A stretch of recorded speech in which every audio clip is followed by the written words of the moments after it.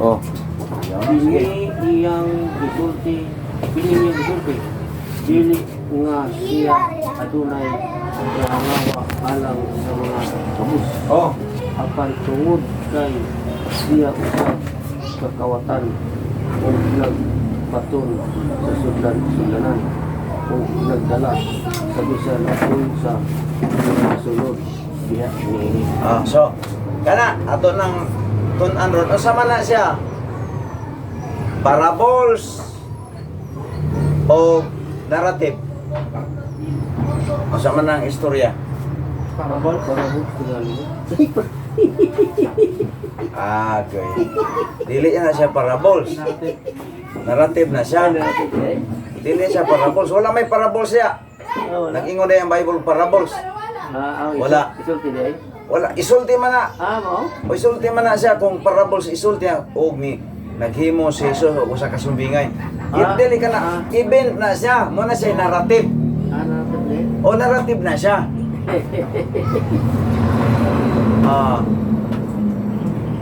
So, timan na ninyo. Basta sa kanina og si Jesus miadto sa Then Jesus 6 days before the overcame to Bethany when Lazarus was which had been dead, whom raised from the dead. Wala siya, narrative na. Kaysa 11, ibuhi niya si Lazaro. Niya pagka 12 ana, imbisita siya dito sa balay ni Lazaro nga iyang gibanhaw. O narrative na siya. Oh, bantayan na to ha, pag ilailahon na to ang nasa Biblia ang kuan kanang mga parables. Imana ha ta kay Akala parables kana din gisulti. sumbingay. Mga sumbingay ba tawag gani. Kabalo ka sa ilailahon na to ang narrative o true to life story or kining parables. Oh, karon na niya. Sa Mateo sa Lucas 11. Lucas 11. Itawag na siyang narrative o narrative usa ka narrative usa ka porma sa pinulungan dili binalak nga desisyon aron paghatod o kasaysayan o kamaturan diha sa porma sa mga panghitabo nga istorya. Oh, istorya na siya dili sa sumbingay. Tinuod nga istorya no. Tinuod ka ng hitabo. Kay nga naman dagang sayap karon kay ang deliberation sa Word of God, ang gisulat sa Word of God is parables. Gihimong narrative. Unya ang narrative sa Bible gihimo nga parables mo na nitabo ko sa mga Pentecostal nga nagpataka na lagyab-yab ang baba, naghimo na lang og mga kaugalingon nilang ideya, ginagamit-gamit ang Biblia sa sayop nga paagi.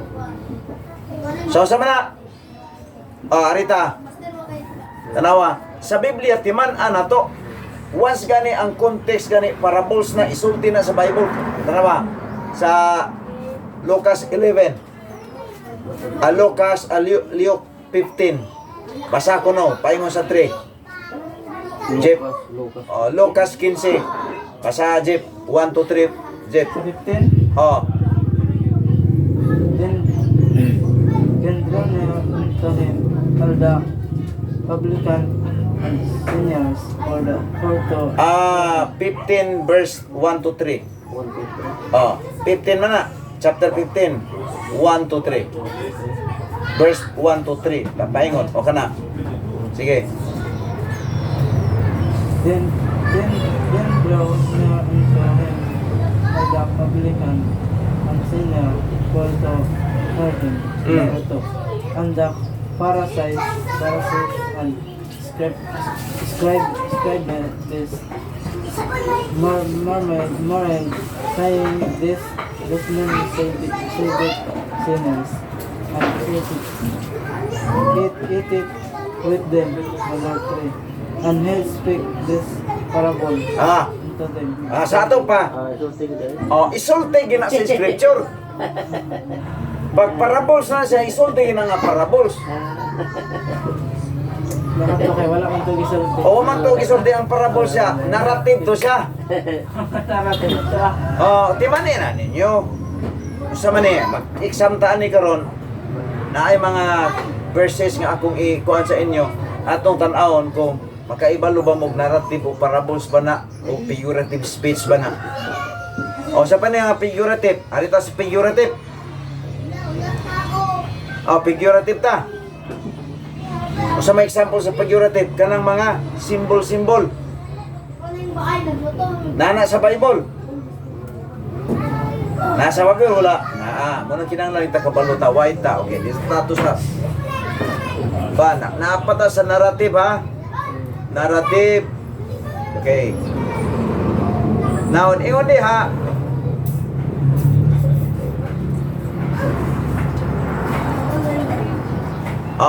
Istorya, mga sumbingay, mga pangunahuna, kasaysayan, kinabuhi, biography, kanang biography ka na bang nag-isgot sa imong background ba? Sama palitan, John 3 verse 1. Si Nicodemus usa ka ruler of the Jews. O biography man na. Biography. Biography meaning to say isgot sa imong pagka tao. Basta na rin karang istorya ni si Lucas si Adonai usa ka ruler of the Jews. Ana, biography na siya timanin na ninyo. John 3 pakibasa ko. Example lang. Example sa biography. Biography kana biography sa man biography kani background sa tao. Sige. John 3 verse 3. John 3 verse 1. Ilailahon ginato mo na ingon Ningka nga magtuon tag Bible, damor nga kapaluta sa Bible, damor nga magkatinaw. Pero damor magkalalom. Okay. John 3. Ay, usa ka sa mga pariseo. Nga gingandan ko Nicodemus. Dayon. Usa ka punuan sa mga ubi. Usa man na siya. Kana nga verse usa man na. Bayog rabi. Kaya nag-isgot siya ang background. Isgot sa iyang posisyon. Isgot sa iyang basta siyang pagkatao na. Basta pagkatao na gisgutan biography na, no? Biography. Ug uban pagikan sa teknolohiyanong panglantaw. For example, si Sakyo. Unsa man si Sakyo? Sa pa? Chief of Publicans. Pangulo sa mga maniningilog. Pues, biography na. Biography Muna siya biography. Basta mag-isgot ng ganing background sa tao, biography na. Pero tindagan ang bantayan no, sa Bible. Di rin basa-basa day. Di basa-basa no? So may tanaw ninyo, nagkalisod ang Bible? Nagkalisod po nagkatinaw. Nagkatinaw. Biography na. Okay, 51 ta. Nasa ubos, kasi mo basa. 51. Mga kinayahan, direktang pagpadayag sa kamaturan. Number 1. Kailangan sa mga pagbakit sa imahinasyon, sumahagi sa mga ulagway sa huna-huna. Ulagway sa huna-huna. Mahuna siya, ato na bantayan. Pag maingot nga si Sakyo, Chief of the Publicans, siya ang pangulo sa usa ka departamento sa BIR, paritan di sa City. Ang head diha si Serena sa Hingog. Ang head diha si Jeffrey. Siya ang pinakataas. Head Chief gani Publicans, asa man na si Sakyo. Taga Jericho man na, dato man ng Jericho. So sa Jericho, siya ang pinakahit sa mga nagtrabaho sa opisina sa BIR. Siya ang pinakahit. Uyaw kayo no? Hipi siya. Tanan nga papel musulod dito, tanan negosyante sa Jericho. Mudoon niya. Kung dili mo approve si Sakyo, bagsa ka, di ka kapadayon sa imong negosyo. Unang gitawag siya og sa mana panghuna-huna. Mo din ang kwartahan kay na ay na. Oh, kwartahan ni si Sakyo. Kay mo pagsak man ito tao. Oh. Putot si Sakyo pero kwartahan. Una ingon si Sakyo, unano, kung doon na paunta tingali pamaagi nga mutaas siya, bayad lang kwarta, kabayad siya, pero di man siya may pamaagi mutaas ang unano. Pero kung kwartaan lang, kaya, kung napalay pamaagi nga mutaas si Sakyo, mapataas mo siya, gugalingon, kwartaan man na. Tanang negosyan di sa Jericho, at tugod mo hatag niya. Kaya siya yung pinaka-hippie diya sa tanang nga nagtrabaho Mo diya. din ang kwartahan siya. Oo. Muna gitawag siya og pangunahon na background o biography. Muna sa pagtuon na to, ingon na gyud dapat kabalo ka diha. Muna truth. Muna yung application diha. Sama na yung nag-ikot. Kung imong tan-aw diha, kung application diha, si Sakyo tanan naanan niya will provide na siya. Kwartahan siya, dagan siya kwarta, kaptangan pero ang kuwang niya Jesus ra. Number 2. Siya mabasa, number 2. Sagaran nagpagayat siya, kinaiyakan kalambuan.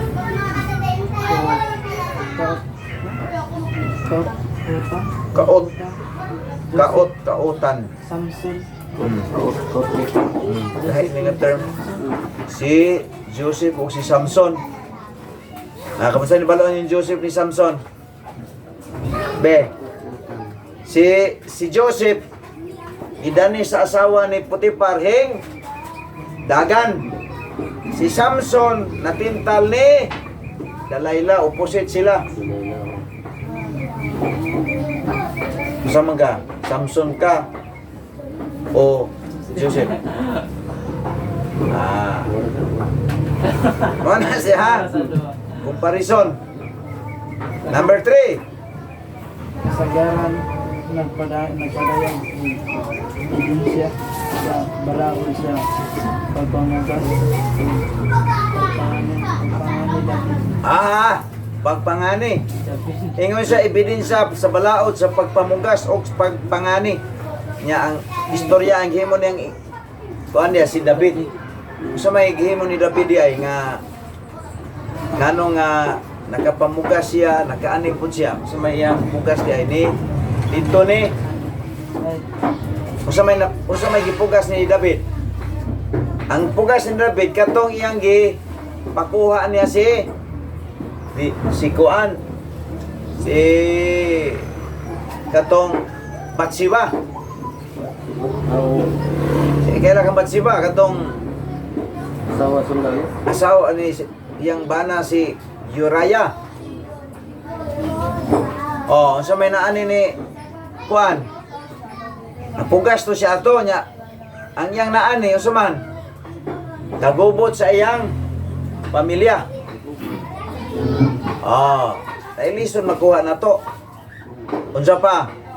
Number 4. usahay nagpakita kung iyon sa Diyos sa paghilang bigit nato sa katawan o sa mga kanasuran. Kanang unsa man na unsahay nagpakita kung giunsa sa Dios paglambigit ngadto sa katawan o sa mga kanasuran. Kung ano mangutana ko ninyo. Unsa may kalambigitan sa Israel sa ato? Tara. Yaw-yaw na ang kwarta ko no. Unsa may kalambigitan sa Israel sa ato? Wala man tay kalambigitan. Brother. Sa tinud-anay wala kitay kalambigitan sa Israel. Munay tinuod nga kahimtang nato. Wala tay kalambigitan sa Israel. Pero nganong naapil kita tungod kay ang mga Israelita gipatay nila si Kristo. So pagpatay nila ni Kristo silang prosusong kadugo ang programa sa Ginoo gikater na niya ang dili niya kadugo, mga hintil. Oh. Gipatay man si Kristo sa iyang mga kadugo. Di ang gibuhat ni Kristo, gikater niya ang mga hintil. Kita ba? Kita nga wala tagda sa una. Una nga dirita ang atong kaluwasan mo, ngano moingon man ta nga ang kaluwasan ato grasya. Grasya ni kay wala man kita na apil sa sinugdanan. Pero tungod kay gisalikway man ng Israel, una nga ang kaluwasan nadiri sa mga hintil. Joto po ang tatay kaluwasan. Watay kaluwasan eh. Kung wala patya siya. Kung wala patya si Jesus Christ gidawat sa mga Israelita si Kristo nga hari sa mga hari. Watay kaluwasan. Ang galuoy din itong tatay. Awa, impierno ta. At tanawa sa una to mga tao. Ano mo ito? Bisilik ko sa ginawang tatay. Ang gisalikway man si Kristo siyang prosuyong kadugo kay di man nila kaya dawaton nga mahimo nilang Dios. Ano ang matanong kita sa ginawang tatay nga? Nagamit sa kayo din. Ha? Pilipinas kasama ka tao. O lang tao wala gyud kung yung makita. Isgutan nimo ayo tanawa. Kung imong tan-awon diya sa from the beginning, dili lang kay Pilipinas gusto diya. Ang earth ba ya nagkumpos ba ya ni sa 195 ka mga nasod. Tanan di ay. O natanan Amorites tanawa. Ngano man na sa una panahon ni Joshua, mayon ang Ginoo sa Israel. Joshua, sulungan niyo ang Amorites, kuntag patay sila. Mapatyon ra ba si Ginoo ng mga Amorites sa una? Ang gamito niya pagpatay ang mga Israelita. Sayang lang ang atong pagkampo ginawang ay. Mag-apo magyako sa ginawang tatay. Ha? Di man ang mga Amorites kung imo tanaw nasa likaw goling ang Ginoo. Ang Ginoo sa Israel, katong Israel, Ginoo sa Israel, mo ito si Elohim nga naghimos tibuok kalibutan. Ang mga Amorite ug Perisite doon na sila kaguling mga Ginoo. Mo na nga outside sa mga entity kita sa una wa pa ta maluwas kung sa may nagdiba na kay Ginoo. Sa may Ginoo nimo. Dito sa anong santo. Oh, mo lagi na sistema sa una. Pero kanus araman ta nalambigit ni Kristo sa diyang gidawat nato siya. Kay kung naaptan ka nga sige ka og ludlod sa ribulto, matay ka impierno man ka. Dako dito utang ko buto sa Israel. Actually, ang Israel, tanaw na to, ang Israel nalambigitan sa mga nalambigitan ni Kristo tungod sa mga Israelita nga nagsalikway niya. Tanawa sa Romans 11. Romans 11 verse 11. Sa Romans 11:11. Na tao ba taga Israel to? Ang hitabo karon sa Israel, ang hitabo karon sa Israel gipadaplin sila. Wala sila tagda karon man tanawa mga bata karon. Oh, tanawon nimo ng mga Israelita karon na amang gi pakumangko nako. Ano? Pagumangko nako nga nakauyaw og Israelita hing anak gyud sa lanaw. Isuwining sa kong isuon nga pastor. Di mo tuon ni Jesus. Ano lang ba? Di mo tuon ni Jesus. No, Jesus is only son of the carpenter. Di sila mo tuo. O tanawa. Santay karon mo. Oh, wala mo tuo nagtuo kuno ka. Although kung naa may mga Israelita nga nangaluwas karon, wala nagpuyo sa Israel, tuwa sa Amerika. O tuwa, pero ang legitimo nga nagpuyo gyud bitaw sa Israel, dili sila motuo ni Jesus. Nakita yung mga babae nag-adto dito kay nagwali ni Jesus ni gibato sa mga bata. Dili kay taga Israel luwason sa Ginoo. Dili oy tanawa gani. Mo bitaw na rong sila gipadaplin sila ang disadvantage sa ani. Mamatay ang Israelita karon nga dili luwas. Gipadaplin sila impierno sila diretso. Mo na yung ano man gipadaplin sila. O tanawa sa Romans 11 gani. Romans 11:11. Basa brad. O mo na ato iskutan ang gitawag og kalambigitan sa hintil og sa mga Hudyo kay nganong naabot man kunong gospel ri sa ato kung gidawat pa sa mga Hudyo ang si Kristo, walay gospel nga moabot sa mga hintil. Basa 11. Kuya ako mag-inom ng pandom ba sila nga sila nangapukan man 12. ang Diyos dili mutugot apan nuon pinaagi sa ilang pagkapukan ang kaluwasan miabot ngadto sa mga hintil. Oh, hintil ha. Tangan naman ha. Pagpatay nila ni Kristo. Pagpatay nila ni Kristo. Instead ilang gidawat si Kristo.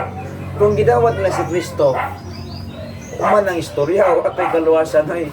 Pero kay ila magipatay, so ang kaluwasan hingabot sa mga hintil. Oh, padayon nagbasa. Aron sa paghagit kanila ngadto sa pangabugo. Oh. Oh, masuya sila ba? Sige. Nadusa. O 12. Karon kung ang pagkapuka nila mao ang mga bahandi sa kalibutan ug ang pagkakunhod nila mao ang mga bahandi sa mga hintil. Unsa kalabaw pa sa ilang kahog ngana. Oh, so klaro kayo. Isgutan diha tungod lagi sa ilahang pag reject ni Kristo na himong bulahan ang mga hintil. Unang moingon bitaw ka nga ang imong kaluwasan atong kaluwasan grasya na. Oh, tanawa ha. Nya pag akong gustong ipaabot nimo dinhi para kabalo ka nga mo ni ang kalambigitan nato. Kanang moingon ka nga grasya mong kaluwasan no mga kasabutan na anong nagrasya man daw na. Kaysa from the beginning, wa kay apil.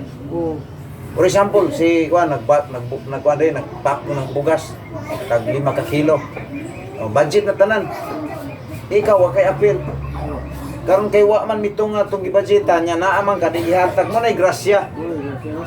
Mo na ang kaluwasan gyud. Mo na mingon ang kaluwasan ato grasya. Kanang mo ato tag langit tungod ni Kristo dili tungod kay buutang ka. Tungod ni Kristo kay grasya man. Kay si Kristo kung gidawat pa sa mga hinti, mga Hudyo, wala na. O tanawa, sa verse number, tanawa gani. Sa verse number 20, asa man ang word gani.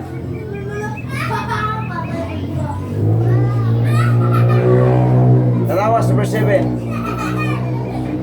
7 sa 11.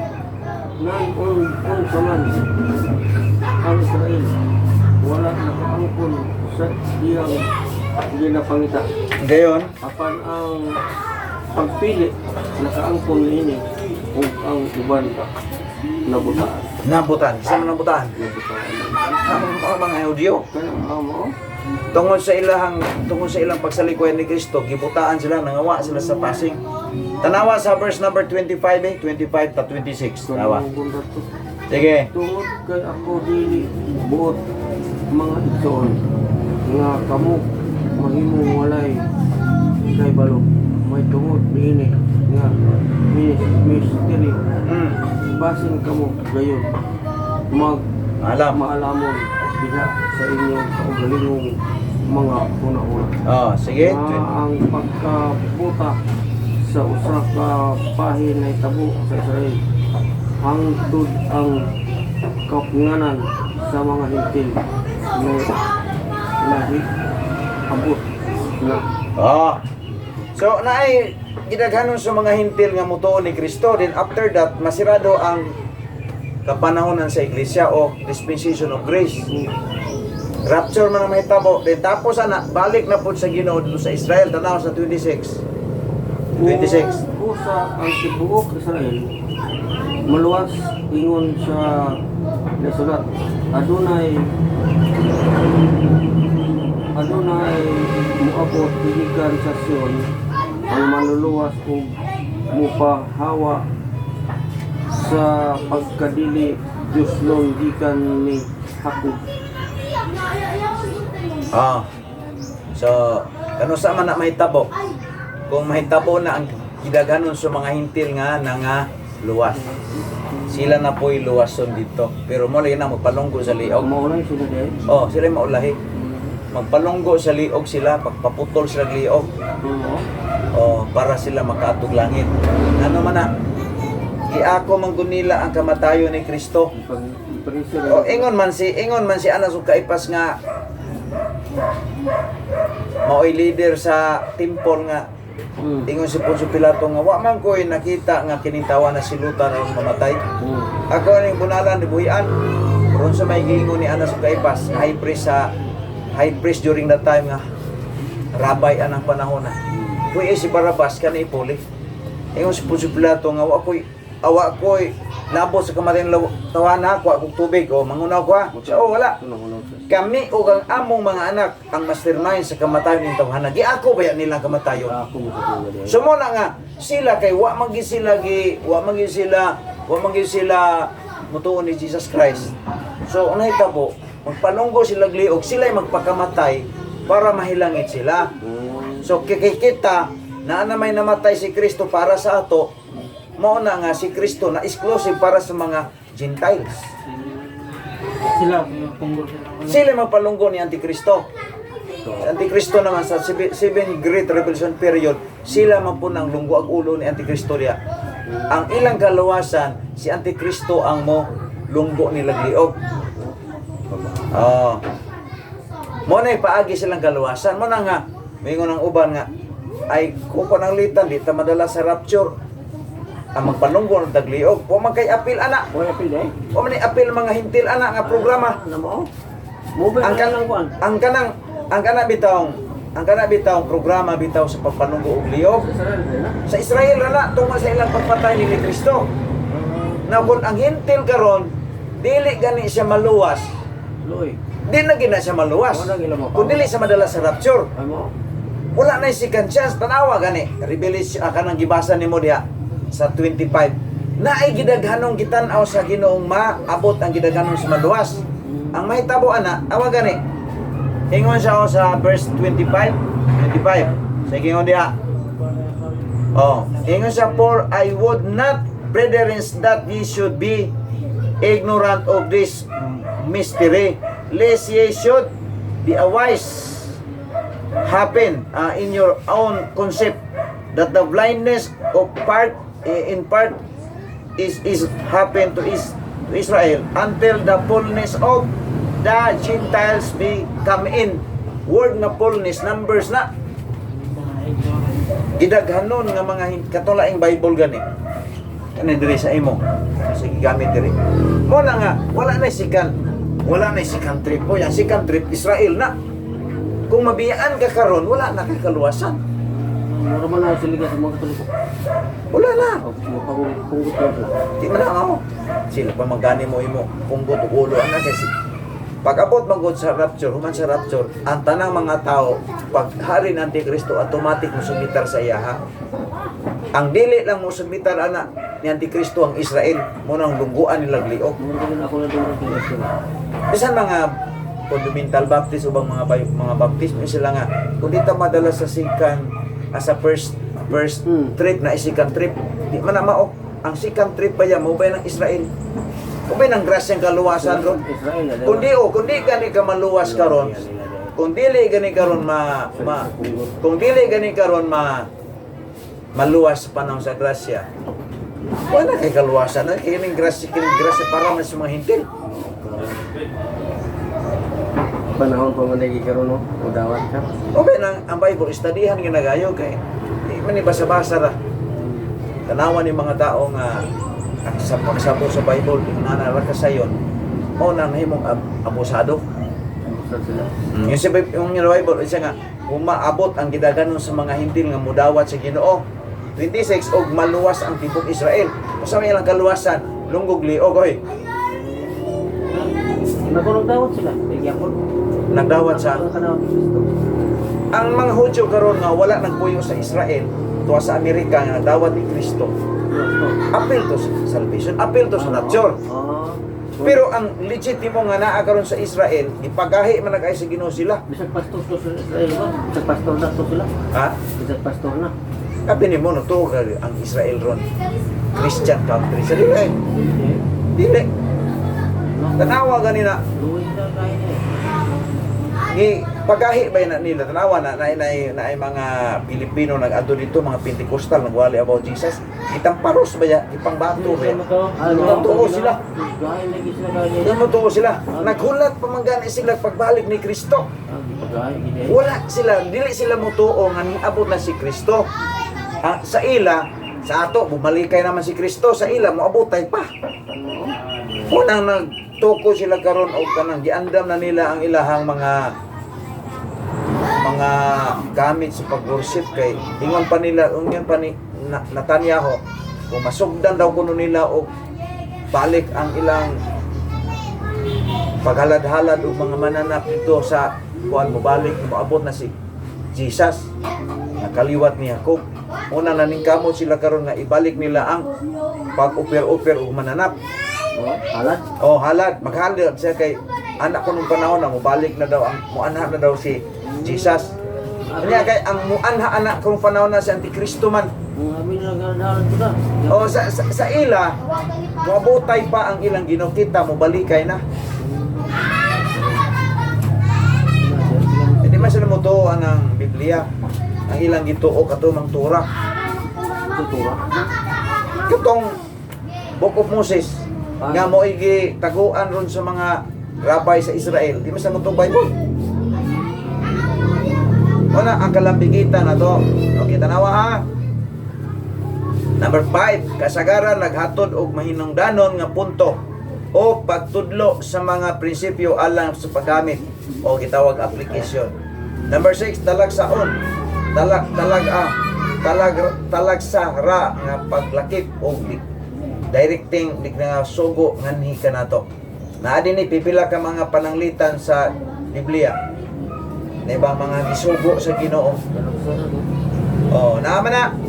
Genesis, Exodus, Numeros, 1 Samuel, 2 Samuel. Oni ang mga example, no? Na specific ni nga gisugo ani ang mga Israelita lang. So muna nga kinanglan kabalo ta ana. Okay. So balikon ako. Nganong mingon ta nga ang kaluwas na to, grasya. Kay mutuo lang ta ni Jesus nga namatay, gipatay sa mga Hudyo para sa atong mga sala. Makaadto na taglangit, di na ta mamatay, di na ta matu impierno. Hindi na pugutan. O sila, kung dili silang palunggo sa liog, maadto sila sa impierno. Pas. Ipa sila. Basta nigabot nga sa gidaghanon sa mga hintil nga maluwas, may tabog yun ang rapture. Antikristo pagod ang Usa rin mo sugod si sugo. usa rin sa Antikristo mo arrive Israel man na. Diha man sa Israel mo hari si Antikristo. Kay mao man ang nasura nga pungguag niya ulo. May lutos O na. mao na sila mga Hudyo tanan punggutan sa Biblia kana kanang yung Biblia nga taga-abaga sa tao ang dugo. Ngun ana kadaghan. Mo din na O gipinungutan niya. 144,000 ang mga Hudyo ang panahon na primerong paghari Antikristo. Sa 1 year pa lang niya, 144,000 ang iyang ihawon. 1 year pa lang niya, 3 years or 6 months ba yang paghari ana. Pwede na gana pang Hudyo mamatay. Manay gitawag nato sa eschatology, manay gitawag nato og hagdaw. Abi na ko kanang giingon dia nga kabuton pa mo sa bahay sa dugo. Abi na ko tinigbasay na gira. Eh, Gira din na tinigbasay. dili tinibasa na. Pinungutay nila. Pinanggutay liog, pak, bila ni gabol, patay. Oh, Oh. ako mo may ako sabot tinigbasay agiran away. Dili mo nagira. O di. Sa pagirang niya, Antikristo powerful na kayo. Mo din na nga mugpanaw na dugo kay. Ihawon ka. Hindi ikaw. Hindi ka musunod na ko. Hindi ka mapatatako. Sige, ihaw. Ihaw lang ko. Kini mga Tao pa rin ganun magpakuan. kanang mga hintil Impirno diri. lagi. Impirno. Oh, kanang mga hintil paminaw ha, kanang mga hintil karon mo sa manato nga inigari Antikristo. Magpatatak na diretso. Kay wa naman sila na appeal sa gidaghanon sa mga hintil nga luwason sa Ginoo na may gidaghanon sa mga hintil nga luwason sa Ginoo. Ini ka kompleto ana rapture man mahitabo. Ano? Wala na hintil oy sa Great Tribulation period. Wala na Israel na tan-awon sa Ginoo. Man nga karong panahon na kinan maluwas ang tao. Saan na tumong hindi nga pa? O automatic to Impirno. Suba. automatic to pailalim po ni Antikristo. Nya pagaw man matay impierno. Ito lang to. Dito na to flyo. Ito paingon sa kanang 300 millions ka mga sundalo musulong sa Jerusalem. Mga hintil man na. Mo man ay unang moambak sa likupay. Kaya mo nang kinahanglan ka kabalo ka sa tinud-an na yung unon sa Biblia. Di mo ginaingon putog sa basa-basa ra. Di man ginay proseso sa study nga dapat kinahanglan sundo na to. Okay, so next time, yan na ta sa page number Diwan. 52 na ta. 51 na itong i-discuss ron. So, hinahinay lang kung basa ninyo ani ha. Hmm. Prita, Ginoo, dalaygon ka sa way katapusan. Salamat sa klase. Ikaw mag-auban o mga tanan mo wisdom sa ngalan ni Jesus. Amen. Amen. Wala na kaluwasan, brad. Basta